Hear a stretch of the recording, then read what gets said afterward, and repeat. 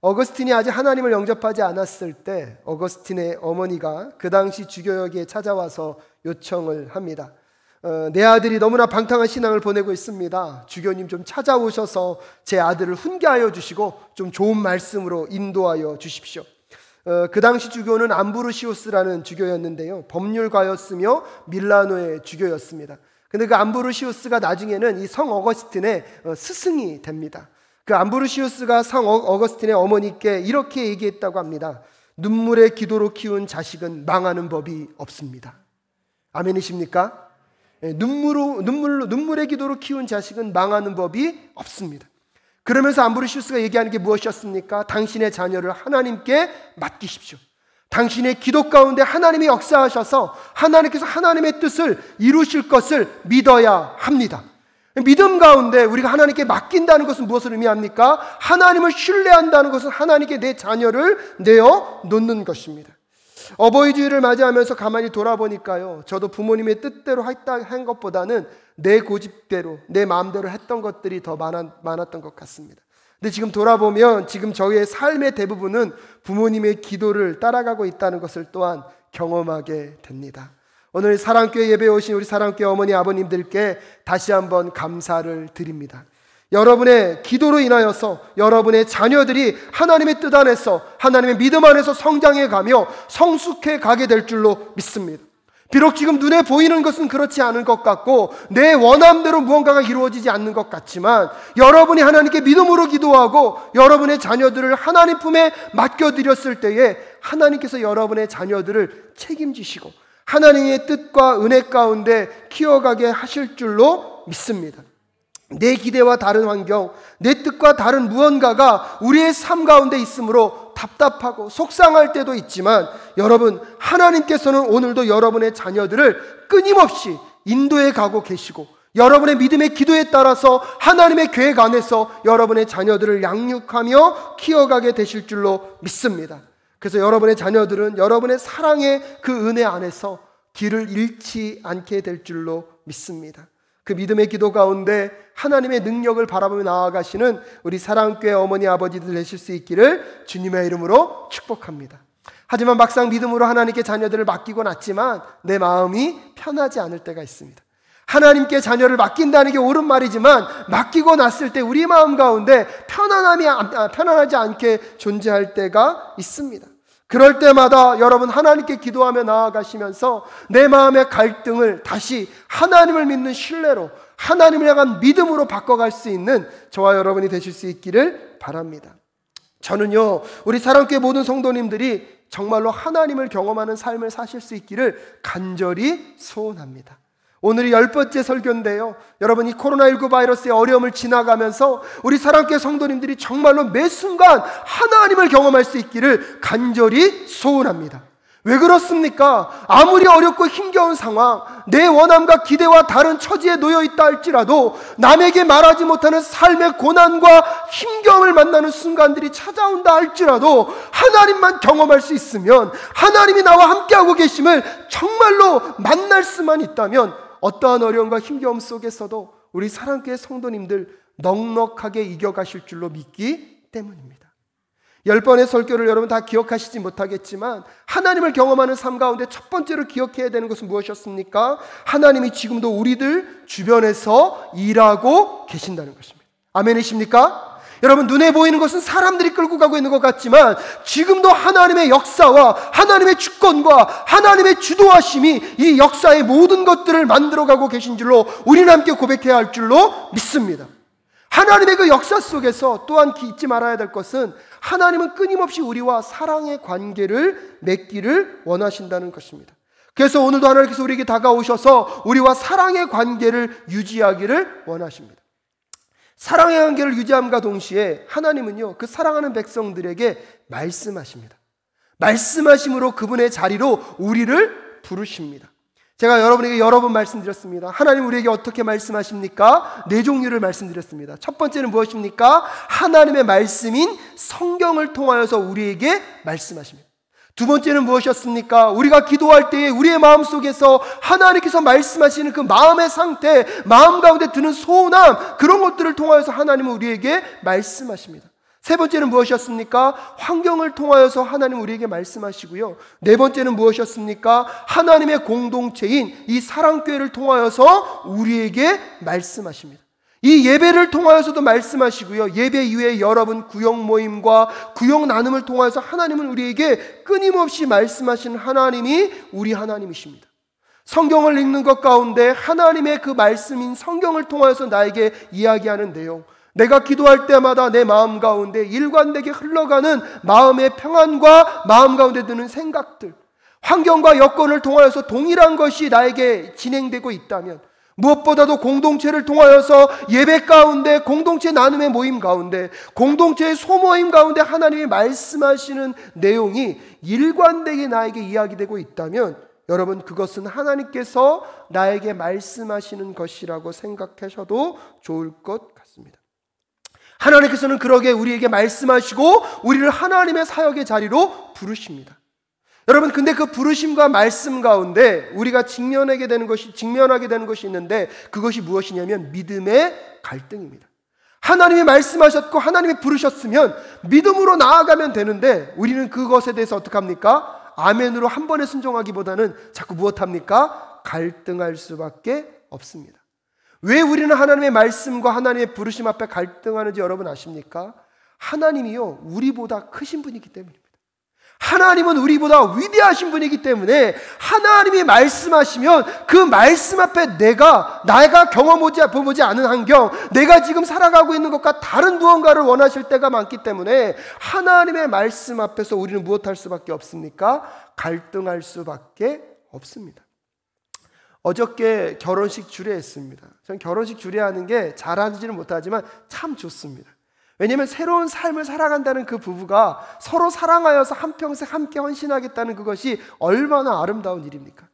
한편 생각해보면, 하지만 돌아보면요, 그 결혼을 결단한다는 것은 얼마나 많은 여러분 갈등이 있었겠습니까? 이 사람이 정말 내 인생의 마지막 사람이 맞는가? 결혼하고 났는데 또 다른 누군가가 찾아오면 어떻게 하나? 갈등할 수밖에 없지 않겠습니까? 저도 저희 아내와 결혼할 때 이 땅의 모든 여인들을 포기해야 되는 그 어려움의 과정을 거쳤습니다. 근데 나중에 보니까 저희 아내는 더 고민했더라고요. 이 결혼이 정말 최선의 결혼인가? 그 다음에 더 좋은 사람이 나타나면 어떡할까? 여러분, 우리는 끊임없는 갈등을 겪습니다. 하지만 여러분 기억하셔야 합니다. 결혼식 그 안에서 내 인생의 최고의 짝, 하나님이 예비하신 그 사람을 확증해 주셨는 줄로 믿습니다.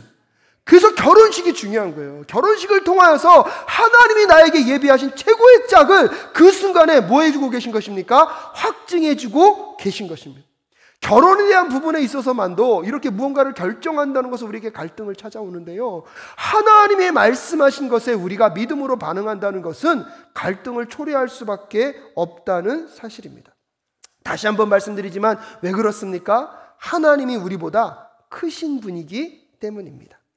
자신의 본토 친척을 떠나는 것은 생명의 안전을 보장받을 수 없는 환경 가운데 살아갔던 사람에게 하나님은 본토와 친척을 떠나 여러분 하나님이 약속한 땅으로 가라고 말씀하십니다. 그러면서 그곳은 내가 너희 자손을 바다의 모래같이 하늘의 별과 같이 많게 하겠다고 말씀을 하셨습니다. 온 세상에 죄악이 관영하다 보니까 하나님께서 이 모든 세상을 물로 심판하시겠답니다. 그러면서 내가 너를 통하여 구원을 이룰 테니까 너는 저 산에 올라가서 무엇을 지으라? 방주를 지으라 말씀하십니다. 여러분, 바닷가에 큰 배를 짓는 것도 만만한 일이 아닙니다. 근데 하나님 뭐라고 명령하십니까? 산에 올라가서 무엇을 지으라고요? 배를 지으라고 말씀하십니다. 여러분, 예수님의 제자들은요, 땅끝이 어딘지도 몰랐습니다. 그 당시 땅끝은 최대한 가봤자 스페인이 땅끝이라고 생각했던 그 사람들에게 하나님은 뭐라고 말씀하셨습니까? 너희는 모든 족속으로 제자를 삼아 아버지, 아들과 성령의 이름으로 세례를 주고 내가 너에게 분부한 모든 것을 가르쳐 지키게 하라. 하나님의 말씀은요, 인간의 생각의 영역을 뛰어넘습니다. 하나님의 말씀은요, 인간이 상상할 수 있는 그 이상을 뛰어넘을 수밖에 없기 때문에 하나님이 말씀하실 때 우리는 무엇할 수밖에 없습니까? 갈등할 수밖에 없습니다. 하지만 그 갈등을 뛰어넘어서 하나님의 말씀 앞에 순종하며 하나님 앞에 우리의 자신을 내어놓고 반응하며 나아가게 될 때 하나님의 그 능력의 역사가 여러분의 삶 가운데 반드시 경험되게 될 줄로 믿습니다. 그렇기 때문에 실질적으로 하나님의 음성을 듣고 하나님의 말씀이 나에게 찾아왔을 때 여러분 마음 가운데 찾아오는 갈등은 자연스러운 것일 것입니다. 하지만 그 갈등이 머물지 마시고 여러분 내 삶을 하나님의 말씀 앞에 조종함으로 나아가 하나님의 말씀을 경험하며 나아가는 저와 여러분 되실 수 있기를 주님의 이름으로 축복합니다. 오늘 히브리서 11장은요 믿음의 장이라는 별명이 붙어 있습니다. 이 히브리서 11장에서 이 히브리서 기자는 믿음이라는 것을 이렇게 정의하고 있습니다. 오늘 본문 히브리서 11장 1절 말씀 먼저 함께 읽겠습니다. 함께 읽겠습니다. 시작. 믿음은 바라는 것들의 실상이요 보지 못하는 것들의 증거니. 그래서 첫 번째로 믿음이 무엇입니까? 바라는 것들의 실상이다라고 얘기하고 있습니다. 그렇다면 여러분 여기서 바라는 것은 무엇입니까? 우리도 모르게 이런 바라는 것은요 내가 꿈꾸고 소망하는 것, 내가 희망하고 원하는 것을 바라는 것이라고 오해할 때가 많습니다. 하지만 히브리서 11장 1절에서 말하고 있는 이 바라는 것, 그것은 무엇과 연결되어 있냐면 하나님의 약속의 성취를 바라는 소망과 연결되어 있습니다.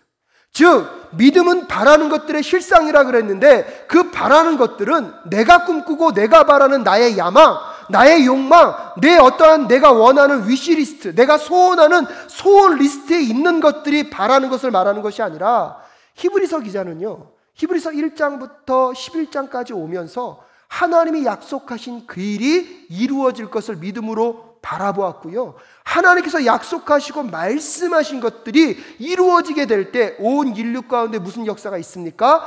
구원의 역사가 있음을 알고 있습니다. 그런 점에서 히브리서 기자가 오늘 믿음은 무엇하는 것? 바라는 것의 실상이라고 얘기할 때 여기서 바라는 것은 무엇을 의미하는 것입니까? 하나님의 약속이 이루어지기를 원하는 것입니다. 하나님의 말씀이 이 땅 가운데 성취되기를 원하는 것입니다. 사랑하는 성도 여러분, 오늘 이 시간 우리가 하나님의 말씀, 하나님의 약속이 이루어지기를 바라는 하나님의 백성들이 되실 수 있기를 주님의 이름으로 축복합니다. 그래서 그 바라는 것들의 실상이 된다는 것, 실체가 된다는 표현이 좀 쉽지는 않습니다. 그래서 이 실상이라는 것은 객관적으로 그 하나님의 약속과 하나님의 그 말씀은 이루어져서 실체가 된다는 표현인데 그걸 좀 더 개인적으로 좀 더 표현하면 이런 것입니다. 믿음은 바라는 것들의 확실한 것입니다. 즉 하나님께서 하나님의 약속과 하나님의 말씀을 반드시 이루신다는 무엇이요? 확신, 그것이 무엇이라는 것입니까? 믿음이라는 것입니다. 사랑하는 성도 여러분, 하나님은 하나님의 약속을 반드시 이루실 줄로 믿습니다. 하나님은 하나님의 말씀을 반드시 이루시는 분이십니다. 그것을 확신하는 것이 무엇이라고요? 믿음이라는 것입니다. 그리고 나서 두 번째로 믿음을 어떻게 정의하냐면 믿음은 보이지 못하는 것들의 무엇이다? 증거이다. 여기서 여러분 보이지 않는 것은 두 가지로 설명할 수 있는데 첫 번째는 뭐냐면 미래에 나타날 일은 지금 우리가 볼 수 있습니까? 볼 수 없습니까? 볼 수가 없습니다.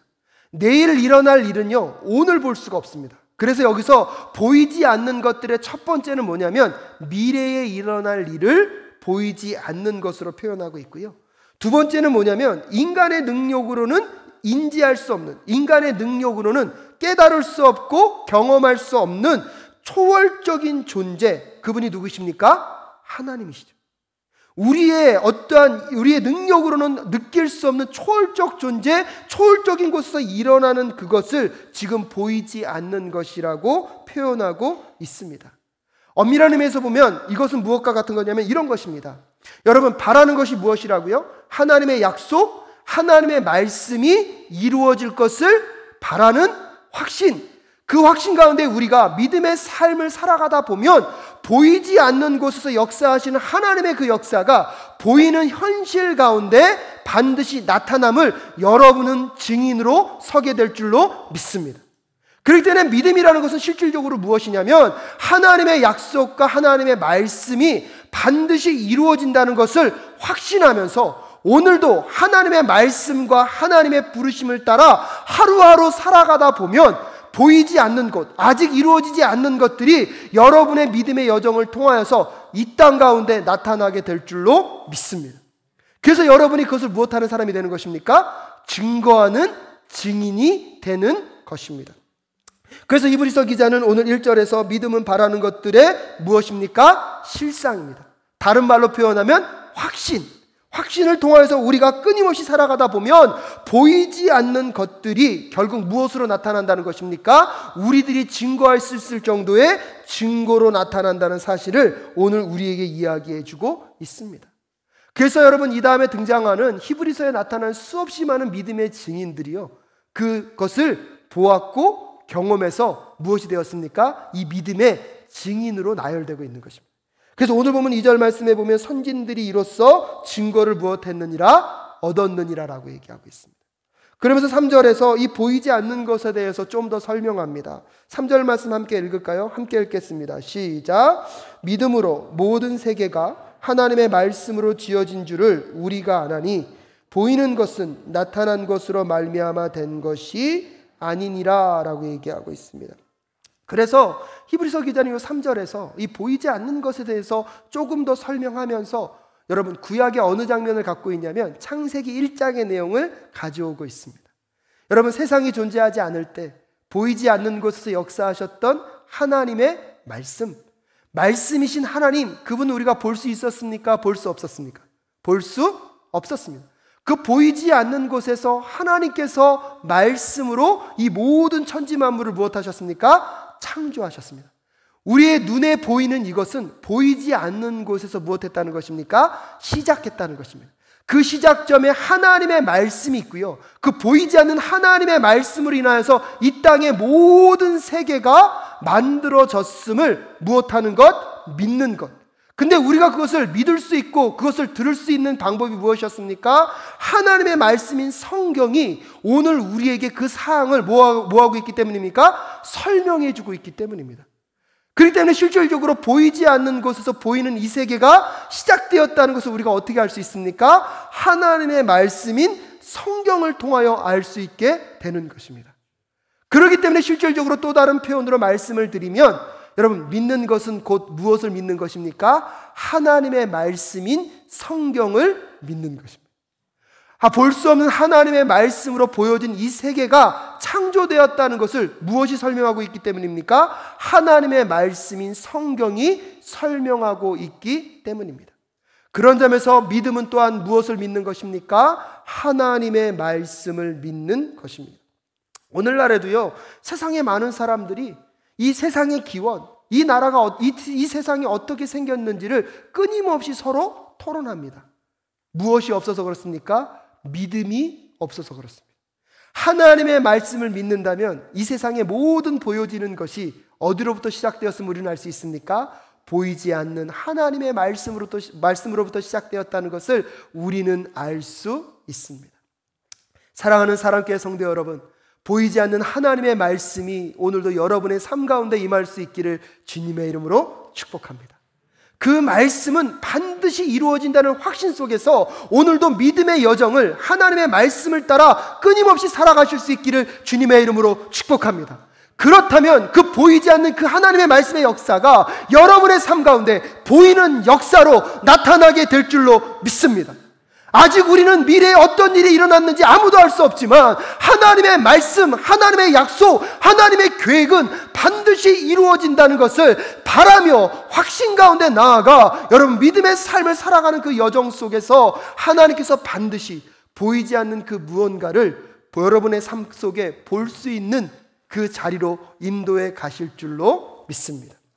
그런데요, 이 믿음의 여정을 걸어가다 보면 우리의 삶 가운데 이런 현상이 나타나게 됩니다. 그래서 오늘 4절과 5절은 대표적으로 두 명을 소개하고 있습니다. 첫 번째는 아벨이고요, 두 번째는 에녹입니다. 4절과 5절에서 아벨과 에녹을 설명하면서 이야기하고자 하는 것은 그것입니다. 하나님을 믿는 믿음의 여정을 걸어가는 삶 속에 우리의 삶 속에 이런 아벨과 같은 삶이 있고요, 에녹과 같은 삶이 있다는 것입니다. 여러분, 아벨은 어떤 삶입니까? 하나님의 말씀을 따라 신실하게 하나님 앞에 제사를 드렸습니다. 근데 그 제사를 드리는 것 때문에 인하여서 그의 제사를 받지 않았던 가인으로 인하여서 아벨은 무엇을 당합니까? 죽임을 당합니다. 믿음의 여정을 살아가는 사람 가운데 순교적 죽음을 당하는 대표적인 인물이 누구였습니까? 이 아벨이었습니다. 반대로 에녹은 어떤 사람이었습니까? 사람들 중에서요, 믿음의 여정을 살아가다가 죽음을 경험하지 않고 죽음을 보지 않고 누구를 만난? 하나님을 만난 사람이 이 에녹입니다. 그래서 이 에녹은요, 믿음으로 승리하는 삶의 대표적인 모델이 이 에녹입니다. 오늘 히브리서 기자는 우리의 삶이 믿음의 삶의 여정을 걸어가다 보면 어떠한 삶도 있다는 것입니까? 아벨과 같이 순교적인 죽음을 당하고 고난과 고통을 당할 경우도 있다는 것입니다. 하지만 우리의 믿음의 삶은 거기에 멈춰지는 것이 아니라 에녹과 같이 믿음의 승리를 맛보게 됨을 오늘 히브리서 기자는 우리에게 다시 이야기해주고 있습니다. 사랑하는 사랑교회 성도 여러분, 오늘 여러분의 삶 가운데 하나님이 주시는 그 말씀과 하나님이 주시는 그 부르심 앞에 믿음으로 반응하며 나아갈 수 있기를 주님의 이름으로 축복합니다. 믿음으로 반응하고 나아가고 싶지만 그것으로 인해서 내 삶 가운데 갈등이 찾아올 수 있고 어려움과 힘겨움이 찾아올 수 있지만 때때로 에녹과 같은 순교적 피를 흘릴 각오로 아버지의 말씀, 아버지의 부르심을 따라갈 수 있는 저와 여러분 되실 수 있기를 주님의 이름으로 축복합니다. 그 인생 가운데 하나님은요, 여러분 에녹과 같이 믿음의 승리를 반드시 경험하게 하실 줄로 믿습니다. 그런데 문제는 무엇이냐면 하나님의 부르심과 말씀 가운데 우리가 반응하며 우리가 변화되기를 원치 않는다는 것입니다. 하나님이 말씀하실 때마다 우리의 심령과 마음이 변화되어서 하나님의 뜻대로 가는 것이 하나님을 경험하는 길인데 우리는 여전히요, 나는 변화되고 싶지 않습니다. 내 생각과 내 원함, 내 뜻이 이루어지는 것이 중요하지 하나님의 뜻과 계획이 이루어지는 것에는 별 관심이 없습니다. 사랑하는 사랑교회 성도 여러분, 나의 삶의 가치가, 내 삶의 욕망, 내 이기심, 내 본능, 자꾸 반복적으로 짓는 내 죄는 변화할 마음이 없으면서 내 삶 가운데 하나님을 경험하길 원하면서 하나님의 기적을 바란다는 것, 그것은 불가능한 일입니다. 오히려 하나님의 말씀 앞에서 내 자신을 변화시키고 하나님의 부르심 앞에서 내 삶을 하나님의 뜻에 조종시키며 나아가게 될 때 우리는 하나님을 경험하게 될 줄로 믿습니다. 사랑하는 사랑교회 성도 여러분, 여러분 정말로 하나님을 경험하기를 원하십니까? 정말로 여러분 하나님을 경험하기를 원하십니까? 그렇다면 여러분 하나님의 말씀과 부르심 앞에 여러분 변화되셔야 합니다. 자꾸 나는 변화되기를 원치 않고 내 삶의 영역 속에 하나님을 자꾸 초대하여서 하나님을 끼워 맞추려고 하면 우리는 하나님을 경험할 수가 없습니다. 사랑하는 사랑교회 성도 여러분, 하나님 말씀 앞에서 그 말씀을 믿고 변화되지 않으면 우리는 변질이 됩니다. 오늘 여러분에게 묻고 싶습니다. 여러분은 변화된 그리스도인이십니까? 아니면 변질된 그리스도인이십니까? 여러분, 우유가요, 잘 변화되고 숙성되면 뭐가 되죠? 치즈가 됩니다. 근데 우유가요, 나는 이 액체로 그대로 있고 싶다고, 나는 변화는 싫다고, 그러면 그대로 두면 그건 뭐가 되죠? 상한 우유가 됩니다. 치즈는요, 고소하고 맛있는 맛을 내지만 상한 우유는요, 마실 수도 없고 쓰일 수도 없습니다. 우리는 하나님을 경험하기를 열망하면서 내 삶에 무엇은 이루지 않으려고 그럽니까? 변화는 이루지 않으려고. 우리는 변화된 그리스도인이 되는 것을 원하지 않고 누구의 도움만을 구합니까? 하나님의 도움만을 구하려고 합니다. 내 삶의 신앙의 변화는 여러분 추구하지도 않으면서 하나님의 기적의 능력의 역사에 증인이 되게 하여 달라고 기도하는 것, 여러분 그것은 변화된 신앙생활이 아니라 변질된 신앙생활임을 오늘 깨달을 수 있는 저와 여러분 되실 수 있기를 주님의 이름으로 축복합니다. 어버이 주일을 맞이하면서 여러분 제가 한번 여러분께 말씀드린 적이 있습니다. 잔소리는 뭐죠? 옳은 말을 기분 나쁘게 하는 게 잔소리다. 근데요, 신기하죠? 옛날에 그렇게 아버지가 저에게 했던 것, 어머니가 저에게 했던 것이 잔소리로 들렸는데 이제 부모가 되고 나서 보니까요, 그게 그렇게 따뜻한 나를 향한 말이었구나. 나중에 그 아들이 더 잘 되길 원하는 아버지의 사랑의 메시지로 들리는 이유는 무엇일까요? 금요일 저녁은 어버이날이어서 저희 아들이 저희 엄마 아빠에게 저녁을 사준다고 초대했습니다. 좀 무리했습니다. 아버지 좋아하시는 거 가자고 회전 초밥집에 갔습니다. 회전 초밥집에 갔는데요, 그러니까 오늘은 아버지 날이니까 마음 놓고 드십시오. 그러면서 거기 보니까요, 빨간색 있고 은색 있고 검정색 있는데 나중에 이게 아빠 검정색은 안 돼요. 그게 제일 비싼 거였거든요. 그래서 빨간색 위주로 먹었습니다. 근데 막 먹는데 접시가 막 쌓여져 가는데 은기는 안 먹는 거예요. 2접시 먹고 안 먹는 거예요, 은기가. 그래서 은기야, 너도 좀 많이 먹어. 그랬더니 아니요, 저는 배불러요. 오늘은 엄마 아빠 날이니까 두 분 마음 놓고 드세요. 그러면서 자꾸 접시를 세는 거예요. 아마도 그날 우리 은기가 갖고 있었던 예산이 있었는데 저희 은기는 식사도 대접하고 차까지 대접해야 된다고 생각했던 것 같아요. 그러니까 본인이 생각하기에는 여기서 밥을 먹고 가서 차까지 사야 되는데 그러기에는 이 접시가 너무 많이 쌓여져 가니까 걱정이 됐던 거예요. 그날 접시를 세는 아들, 그럼에도 불구하고 말은 계속 오늘은 엄마 아빠의 날이니까 마음 놓고 드세요. 아빠 더 드세요. 마음 놓고 드세요. 그래서 제가 계란말이 중심으로 많이 먹었습니다.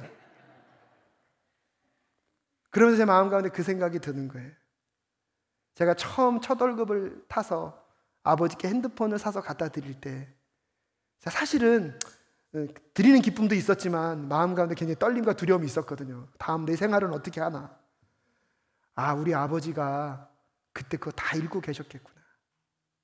핸드폰을 받으면서 좋아하는 감정도 있었지만 아들이 느끼고 있었을 그 느낌과 감정, 또 표현하고 싶은 그 모든 것 다 느끼고 계셨겠구나. 여러분, 저도 아직 잘 모르겠습니다. 제가 변화된 아버지인지 변질된 아버지인지. 근데 여러분 생각해 보십시오. 아들일 때는 도저히 생각하고 보이지 않았던 것들이 아버지로 변화되고 나니까 보여지고 느껴지는 것이 있었습니다. 아버지가 되고 나니까 보여지고 느껴지는 것이 더 풍성해졌다는 사실입니다. 어버이 주일을 맞이하면서 제가 이 예화를 말씀드리는 것은 다른 것이 아닙니다. 사랑하는 성도 여러분, 오늘 우리 사랑교회 성도님들 모두가 하나님을 정말로 깊이 더 풍성하게 경험하는 여러분의 삶이 되실 수 있기를 주님의 이름으로 축복합니다. 그것이 여러분이 어떤 환경 속에서도 어떤 어려움 속에서도 여러분이 살아갈 수 있는, 소망을 잃어버리지 않는 비결임을 저는 알고 있기 때문입니다. 하지만 정말로 여러분, 하나님을 경험하기를 원하십니까? 하나님을 더 풍성하게 만나길 원하십니까? 여러분, 그분의 말씀 앞에, 그분의 부르심 앞에 변화되는 그리스도인들이 되실 수 있기를 주님의 이름으로 축복합니다. 내 고집, 내 소원, 내 야망, 내 꿈, 내 죄악을 그대로 갖고 있으면서 하나님의 경험을 기대한다는 것은 그것은 변질된 것입니다. 내가 변화되어야지만, 내가 그분 앞에 변화되어야지만 여러분 그 전능하신 하나님, 그 무궁하신 여호와 하나님, 사랑이 마신 그 하나님을 풍성하게 경험하게 되실 줄로 믿습니다. 어버이 주일을 맞이하시면서 또 자녀분들께 부탁드리고 싶습니다. 여러분, 변화된 자녀들이 되실 수 있기를 주님의 이름으로 축복합니다.